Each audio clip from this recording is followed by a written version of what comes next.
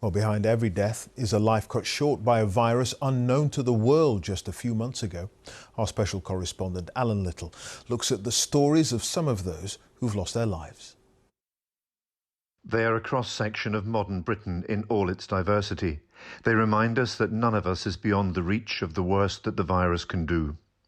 Healthcare workers have begun treating and mourning their own colleagues. Dr. Edmund Adedeji worked in emergency medicine in Swindon. He was 62. His family said he died doing the job he loved, serving others before himself. Not all of the key workers we depend on are in the NHS.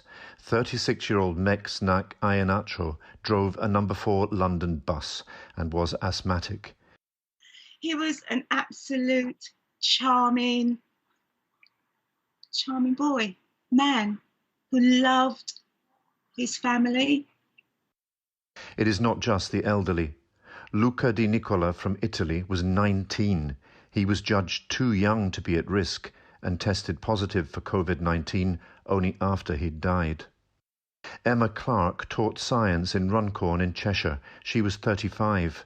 Her school said she was much loved and gifted, a brilliant teacher and very popular with her pupils. Ryan Story from Ayrshire had been working in Dubai. He'd come home to celebrate his 40th birthday. He died after telling his wife he did not want to go to hospital where he would be alone.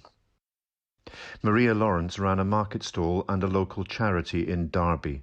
She launched a scheme to help people who were alone at Christmas. She was 48.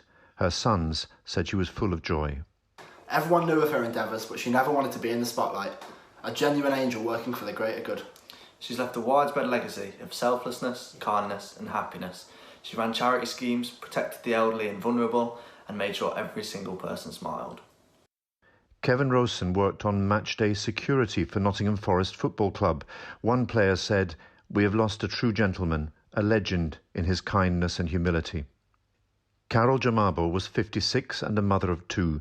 She worked caring for the elderly in Greater Manchester, another of the key workers placing themselves in harm's way to help meet the needs of the vulnerable. Gino Rinaldi was the landlord of the Railway Tavern in Staffordly-Hope in Essex. A gentleman, a legend.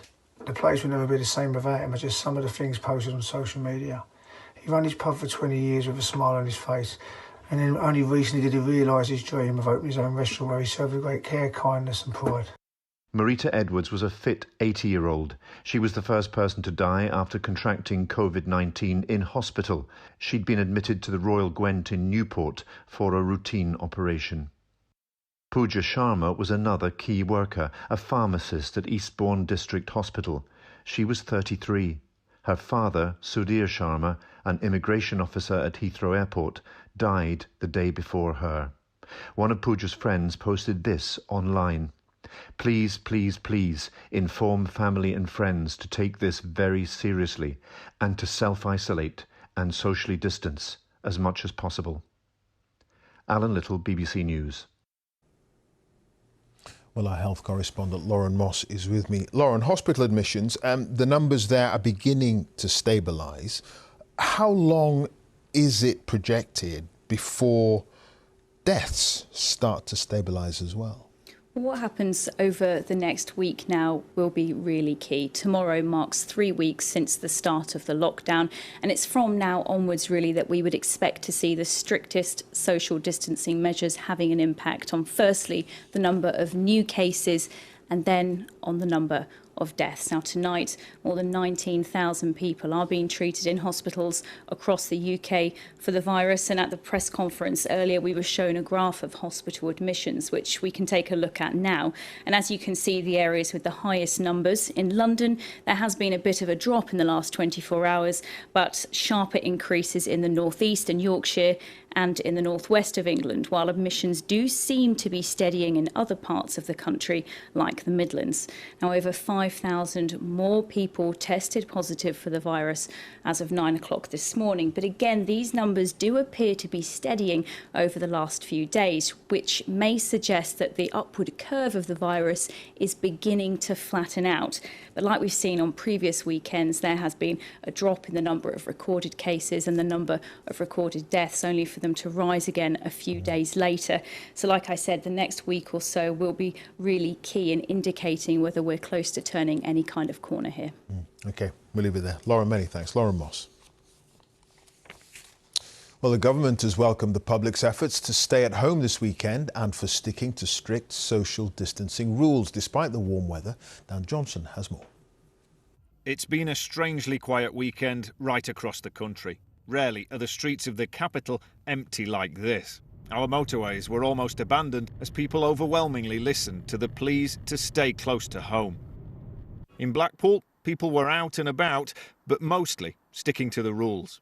There's a lot more people out exercising, but I'd say 99% of people that are listening and they're taking our advice.